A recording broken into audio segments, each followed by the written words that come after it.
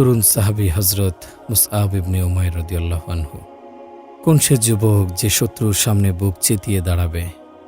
কোন সে যুবক যে শত্রুর চোখ রাঙানিতে ভীত হবে না? কোন সে যুবক যার হৃদয় ভরপুর ইসলামের শাশ্বত আলোয়? হ্যাঁ, তিনি হজরত মুসআব ইবনে উমাইর।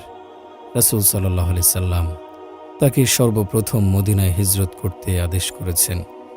প্রাণাধিক প্রিয় রাসূলের আদেশে তাৎক্ষণিক তিনি রাজি হয়ে গেছেন মক্কার আবেগ ও ভালোবাসা ছেড়ে মদিনায় হিজরত করার জন্য। তখন মক্কা নগরীতে ইসলাম ও মুসলমানদের উপর চলছে অমানবিক অত্যাচার। কাফেররা ঝাঁপিয়ে পড়েছে নবাগত মুসলমানদের উপর। উত্তপ্ত মরুবালিতে হাত পা বেঁধে ফেলে রাখছে তাদের, পিঠে চাপা দিয়ে দিচ্ছে রোদে পোড়া ভারী পাথর। আহ, সে কি বর্বরতা ছিল মুসলমানদের ওপর! পৃথিবী প্রত্যক্ষ করেছে অসবিকতার সে করুণ দৃশ্য। ইতিহাস লিখে রেখেছে অত্যাচার নিপীড়নের প্রতিটি বর্ণনা। তখন রাসূল সাল্লাল্লাহু আলাইহি সাল্লাম হযরত মুসআব ইবনে উমাইর রাদিয়াল্লাহু আনহুকে আদেশ করলেন মদিনায় হিজরত করার জন্য, মদিনার লোকদের ইসলামের দাওয়াত দেওয়ার জন্য। মদিনার যে কয়জন নতুন মুসলমান রয়েছে তাদের নামাজ, কোরআন সহ ইসলামের প্রাথমিক বিষয়াদি শিক্ষা দিতে, বিশেষত তাদের কোরআন শিক্ষা দেওয়ার জন্য নবীজি হজরত মুসআব ইবনে উমাইর রাদিয়াল্লাহু আনহুকে মদিনায় প্রেরণ করেছেন।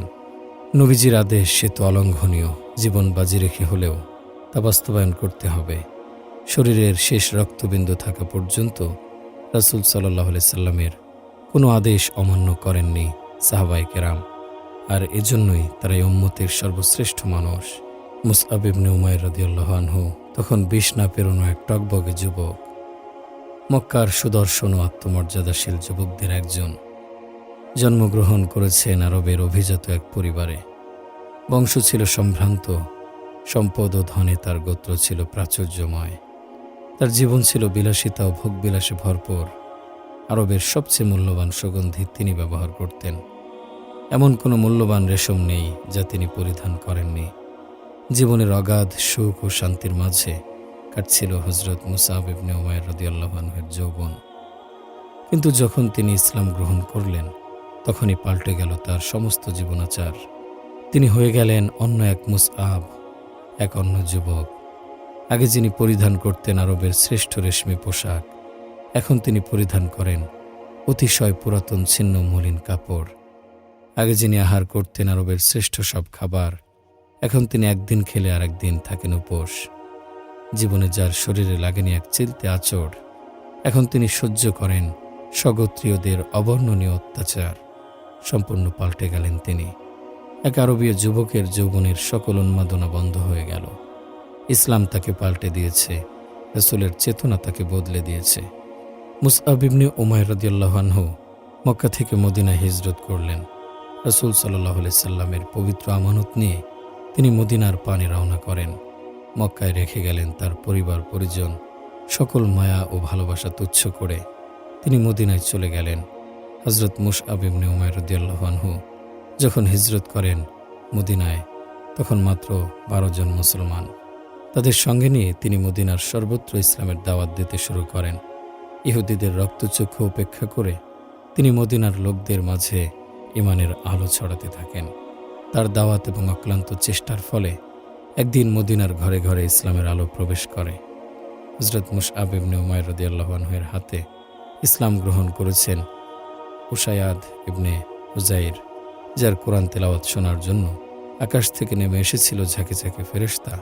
তার হাতে ইসলাম গ্রহণ করেছেন মুআজ ইবনে জাবাল রাদিয়াল্লাহু আনহু, যার মৃত্যুতে কেঁপে উঠেছিল আল্লাহর আরশ।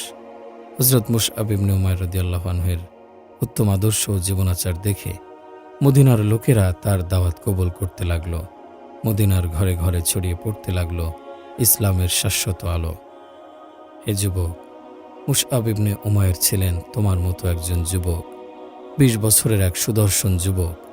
একজন মুসআব ইবনে উমাইরের পরিবর্তন করে দিয়েছেন গোটা মদিনা। মদিনাকে তিনি আলোকিত করে তুলেছেন কোরআনের আলোয়। হে যুবক, তিনিও তোমার মতো একজন যুবক ছিলেন। যে ইসলাম মুসআব ইবনে উমাইর তৈরি করেছে সে ইসলাম আজও আছে। ইসলাম গ্রহণের পূর্বে মুসআব ইবনে উমাইর কিছুই ছিলেন না। ইসলাম তাকে দিয়েছে শ্রেষ্ঠত্বের আসন, সম্মান ও মর্যাদার সুউচ্চ চূড়ায় আসীন করেছে। আল্লাহর কসম, আজও রয়েছে সে ইসলাম, ইসলামের সে আদর্শ ও চেতনা আজও রয়েছে। হে যুবক, শুধু পরিবর্তনের ইচ্ছে করো, নিজেকে ইসলামের আলোয় আলোকিত করার স্বপ্ন দেখো, ইসলামের রঙে রঙিন করো। তাহলে ইসলাম তোমাকে কালের মুসআব ইবনে উমাইর হিসেবে তৈরি করবে। প্রয়োজন কেবল পরিবর্তনের অদম্য ইচ্ছা। হে যুবক, তোমার কি এখনো সময় হয়নি নিজেকে পরিবর্তন করার? হে যুবক, তুমি যদি মুসলমান হয়ে থাকো, তাহলে নিজেকে জিজ্ঞেস করো যে তুমি আল্লাহ ও তার রাসূলকে ভালোবাসো কিনা।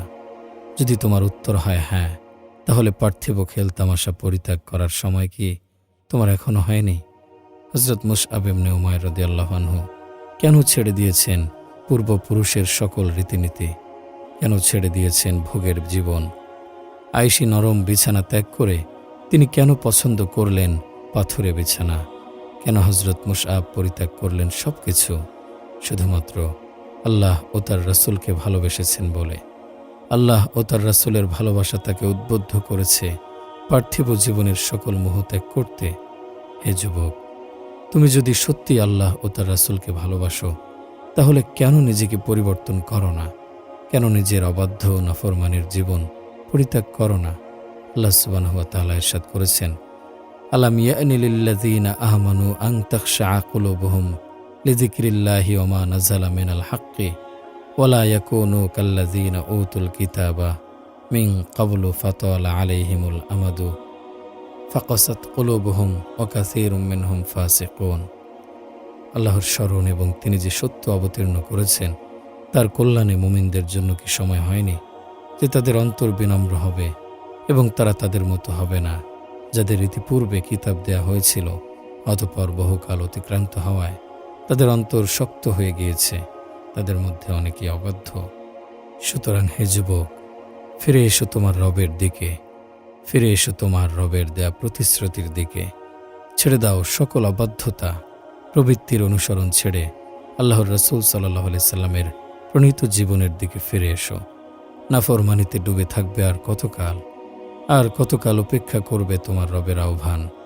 অবাধ্যতার পিঞ্জর ভেঙে ফিরে এসো কল্যাণ ও সফলতার পথে। হে আল্লাহ, হে রহমানুর রহিম, আপনি মুসলিম যুব তরুণ প্রজন্মকে কবুল করে নিন।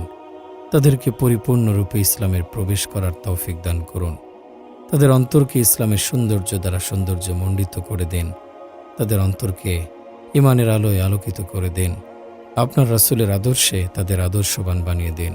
হে আল্লাহ, আপনি যুবকদের অন্তরে ইসলামের জন্য ভালোবাসা ও আবেগ সৃষ্টি করে দিন। ইসলামের জন্য নিজেদের জান ও মাল ব্যয় করার তৌফিক দান করুন। তাদের অন্তর থেকে সকল প্রকার নাফরমানি দূর করে দিন। তাদের আপনার পূর্ণ অনুগত্য করার তৌফিক দান করুন। তাদের প্রবৃত্তির অনুসরণ থেকে হেফাজত করুন। তাদের অন্তর থেকে সকল প্রকার মন্দ কামনা বাসনা দূর করে দিন।